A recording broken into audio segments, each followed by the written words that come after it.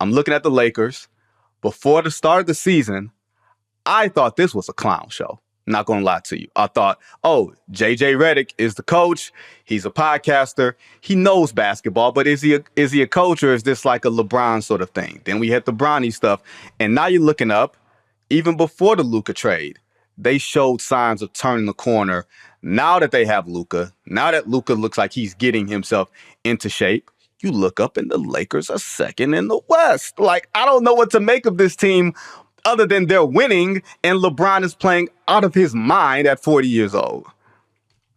Yeah, I mean, I don't think everybody's in the same boat. You know what I mean? Like at the end of the day. So, when you really think about it, no one had a true prediction in saying, oh, this team is going to do great. No, they were put together really bad. That trade with Rob Pelinka and being able, to land a talent like Luka Doncic, he's going to change any franchise when you acquire that. And he's healthy, he's available, and only 26 years old. You know what I mean? So that was going to be the positive from the jump. But to be as good as they are immediately, that has been very interesting, you know what I mean? Because, again, they're the second hottest team in the league, but also, second in the West, which is unheard of. But, again, this is also giving LeBron some fresh legs. Yeah, it's taking him off the ball, and he doesn't have to handle all the playmaking. You see, his assist numbers are down, which I don't think is a bad thing at all. He can – I think we've taken LeBron, not for granted in a way, Travonne, because I hate saying that.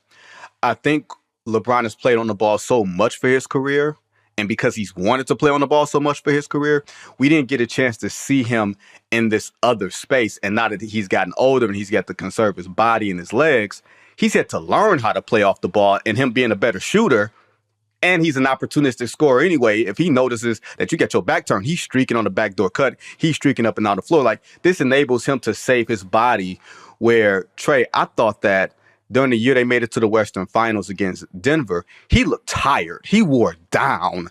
Now, I don't know if that's necessarily going to happen. It doesn't guarantee anything, but I don't think that he's going to be a fatigued LeBron if they get that far. LeBron, trademark it now. Fine Wine 101. He's showing you how to do it, man. Again, he don't have to do so much on the offensive end. He gets to, his minutes are pretty controlled, but he's just playing. He understands what special opportunity he has, a chance to win 5 rings, at such a age that he is. And it's not going to be steamrolling, things like that, but they look really good and effective immediately. So being able to be able to defer to a talent like Luka, and also take a seat back, because Luka, that's who they're grooming him to be, is the face of the Lakers for the years to come. So, it's only getting better. But I know we like to shout out Luka and LeBron, but we need to give credit to the Austin Reeves of the world. Mm-hmm. Gabe Vincent actually making shots now. You know what I mean? Yep. He looked like a complete different player when he first got to LA, and then getting Vando back was a huge gain, and then Rui Hachimura, and I mean, you could just look down the line. Even Trey coming in as an enforcer has been able to be help them truly be effective. So they look like a contender at this point, which is kind of crazy to say, because you usually don't say this. And the last time I seen a transaction go so well was Rasheed Wallace to Detroit Pistons that resulted in the NBA title. And that team was thought to be a contender, but needed the extra piece to put them over the top. They needed a superstar talent that was not going to stand above or beyond outside the team, and that's what Rasheed was perfect. With the Lakers, they already had their 2 superstars, and you thought with the way that AD had played over the past couple of years and how available he'd been, that okay, maybe if you're not going to completely turn it over to him, you feel comfortable with him being your best player. Clearly, they weren't that comfortable, because when Nico came calling, they was like, you can have Anthony Davis here. But the question I want to ask you, because it's hard for me to gauge this as someone who visits LA, right? And you don't really get a feel for the real LA. When you know what I mean when I say that. How does LA take to this iteration of the Lakers? Because it feels like for a while there was a disconnect. And now is there like more of a connection with the LeBron sort of led Lakers? Not like is he a true Laker, but is there more of a genuine, authentic connection between him and the town? I don't think it was ever a disconnect. I think the hard thing about it is that you're playing in the shadows of greatness all the Yeah. time. So although LeBron could be considered the GOAT to certain people, in LA, it's Magic, it's Kobe, it's Kareem. It depends on what era you witness them. You know what I mean? Some people are just stuck in their legacy from here on out. It's like your grandparents buying Cadillacs and saying, "Hey, this is the greatest brand of all time." Right, Like, right. You're just not gonna, you're not gonna ever surpass that. But him winning a title in 2020 helped. You know what I mean? Yeah. Because he cost so much. You know what I mean? When you get him and the sacrifice of certain players coming in and out that played and put on that jersey and have left, and it didn't result. It almost looked selfish. So the fact that they're still able to land talent, that I don't know. I think he's good. You know what I mean? Whether he wins another title or not. No, I think he's cemented as an all-time Laker. I don't know where he like sits on the list. Like you look up and you're like, LeBron's been there since 2018. That's the longest stretch that he's spent with one team since his first stint with Cleveland. You know what I mean? But you just don't think of LeBron being there. You think of LeBron as, oh, he just got to LA. No, it's been 7 years, and that's probably where he's going to finish his career. Like for me, I feel like Magic gets like short real estate in the greatest Laker of all time because so many people grew up and grew attached to Kobe. And I don't think there's a Showtime Lakers brand without Magic. You know what I mean? Like Magic made it glamorous to be a Laker in a way that I don't think really existed before him. And I think maybe in terms of importance, maybe not in best or whatever you want to call it, but I feel like Magic's importance to the Lakers, you're still feeling it today. You know what I mean? Like it's still the glamour thing to be a Laker, and it started because of Magic, and now LeBron, and then before that, Kobe kind of carried on that tradition. Yeah, it gets a little tricky sometimes because when you really think about it, the marketing wasn't there. The league was on reruns, and it was a drug problem in the league, and Magic and Bird actually saved the game, literally. Mm-hmm. But when you really think about it, the money came in around those 2000s and was able to push the product and take players to a superstar era. So, I mean, yes, you could highlight Kobe on that end, but Magic is the Lakers when you see him. Like he is hoop royalty when it comes to that team. It's funny that you mentioned that because it's like that's literally the next thing on the rundown, Trey, was the whole face of the league conversation. And I don't know, put it like this. How did LeBron's comments and then subsequent tweets sit with you when he made it? Because I understood where he came from, especially considering, LeBron has been the face of the league for 20 plus years, ever since he took, that Nike contract and they started forming those commercials around him at 18 years old when he was still getting it out the mud and they just gave him a check. Like, I don't know if we give him enough credit for keeping his life pretty much on the straight and narrow, not pretty much, really on the straight and narrow from that point. I can understand how he can view himself through his own prism and saying, I've done everything that was asked of me, and yet I get shitted on by everybody because I'm not Michael Jordan. Yet and still, there's a lot of criticism that comes with being a face of a league anyway. Like, how did his comments initially sit with you? I mean, he if anybody could do it, I think he could speak for any sport. He is literally the golden boy. He has no off the court issues. You know what I mean? Like even the small little blips aren't as major to anybody. And he's done it 23 years consistently, protecting his brand, protecting his family, protecting his name, protecting the league. It is big shoes to fill in that situation. And I think what comes with the face of the league is being perfect. You know what I mean? Marketably perfect. Right. And the person that I do think that could do it is Jason Tatum, just because his son is so tied to the game. He's a very private person. He wins basketball games. He plays for the Celtics.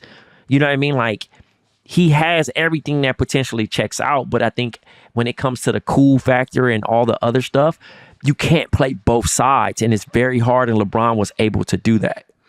The thing with Tatum that gets me, and it's funny because I was talking about this with Bo last week on Bo's podcast. When I think of face of the league, whether we like the face of the league or not, there was something like magnetic about them. There was something charismatic, outwardly charismatic about them. I don't know if Jason Tatum is boring or goes out of his way to be boring. You know what I mean? Like, he's more Tim Duncan. I don't think he's boring. I think he's safe. That's the thing. I mean, I think if you actually knew about, like, not to discuss his personal business, but I mean, his child's mother is an R&B singer. Like, he has all the category things. He's 27, whatever he is. He just turned, he had a birthday. Turned 27, 27 years old. He's an NBA champion, multi-time NBA All-Star, endorsement, like magnet. He has everything you possibly can think of, but no edge. And I think people grow tired of that. I think he is beloved across the United States and around the world, but you want that type of bad boy kind of thing. You know what I mean? You want to have that human relatability. And the thing, it doesn't help because it looks like, oh, he's a soft, pretty boy, when he's not. He's very tough.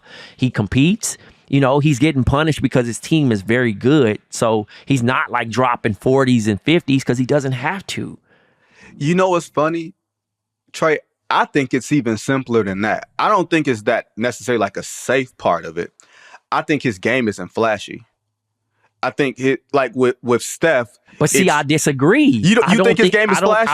I don't. If you go back and watch those Nets playoff series where he almost drops Kevin Durant and the dunks, he's dunked on LeBron. He's collected a lot of bodies. He's got some bodies. He caught some bodies. Go look at his highlight tapes. They're very nasty. And now that he can shoot the three at 6'10" consistently, I just think that people just don't believe anything else. It's like, oh, look at Jason Tatum. He's perfect. Versus, who do I see out there that I can relate to? Who slips up and curses? Who does this? Who does that? You know what I mean? Like, and that's the thing. Is he only like to the average fan? Sure, he's the average role model. But to everybody else, people aren't looking at him like that. To counter, and I don't disagree with what you're saying, because I get there's an element of that. To counter, Trey, why did people like Grant Hill so much? Because everything you said related to Grant Hill coming out of Duke as a national champion, had Grant Hill game was nasty though. That's what I'm saying. That's the point, Trey. That's the point. His game was nasty. But again, we are bored with Tatum's game. If Tatum played in 1995, 96, he probably would be the more compared to Grant Hill. He's obviously have a better career than Grant Hill now, but when you really think about it, yeah, his game just isn't. It's like when you look at his game, and if Anthony Edwards didn't play, we would be higher on Tatum. You know what I'm saying? It's just certain things like that's way more reckless. Ja Morant, they do like crazy plays where it's like, yo, you might mess up your career. Tatum is trying to win ball games, and it's a separation in those type of decision making. Those dudes don't even want to be leaders. He's been like opening the Bible of Kobe since he was probably 12 years old. Like, what does Kobe do to get prepared for these certain situations? How does Kobe approach these things? And that's the thing I think that a lot of players, that's a whole nother conversation. Huh? Is that a turnoff to people, do you think? I think it's a turnoff because people want originality. Yes. But what is originality in this era? There's no new classics. And we also have to loosen up.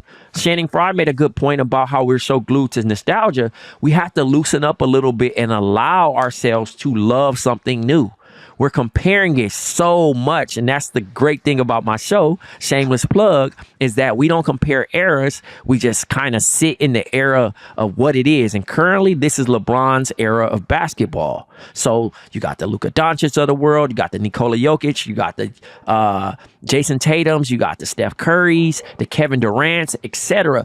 All these talents. You know what I mean? Like, how can you not watch a Devin Booker? How could you not watch a Cade Cunningham? How could you not watch? I mean, the list goes on. This league is full of nothing but young talent that is going to continue to get better. And then we got Cooper Flagg, we got Ace Bailey, we got Dylan Harper coming in. We got all those type of guys coming in. Like, basketball is beautiful, but we have to cover it the right way. You know what I mean? Because that's the thing. If we talk down on the game and make it so simple, then the fans are going to digest it that way. Agreed. Now that I completely agree. We make basketball a game of run and jump. We literally talk about it like when we talk about football, it's like military, it's like war, it's scientific, it's all this other that we acknowledge goes over our head. With basketball, it's, man, why did you give up that easy switch? No, it's never that simple. What I will say, not as a counter, just as an addendum, Trey, is I think social media has given us the impression that it is harder to be a superstar now than it was before. I think the labels previously were far harsher than today. I think the mass media as a whole, because social media have more access to stuff. But rock with me here, Trey. Dr. J, you mentioned it earlier. He came up in the drug-infested era. Like, everybody had the drug label on them. And Dr. J couldn't even save the NBA. He was just holding it up until Magic and Bird came. Magic had to deal with being called a coach killer. Remember that? With the Paul Westhead stuff. And his own fans were booing him. People said he didn't deserve a 25-year, $25 million contract. Insane, right? Michael Jordan. Face up. We sanitized Michael Jordan over the course of the last 20 years, right, Trey? Well, I don't even think we sanitized it. I just think people weren't around. You get what I'm saying? Yeah. And that's how it goes. Over time, you go with the narrative that's present. Yeah. You don't go back. You don't research. You just take it for what it is. But rock with me. When we said Michael Jordan was just a scorer and he couldn't win, right? Even though he was playing with who he was playing with. And then the worst thing that we said about Jordan, we said his gambling got his daddy killed. I don't care what anything has ever been said about LeBron James. Nothing has been compared to us in the media. I'm not a media member in 1993. I'm just saying that as a media person, that the media came down on Michael Jordan so hard after his father was murdered on a back road in North Carolina. They said that your gambling, or your quote unquote gambling debts, got your daddy killed. There's nothing in today's world that compares to that, man. That's wild to consider. No, that's probably one of the lowest takes I've ever heard. I remember, I think I was probably 9 at that time.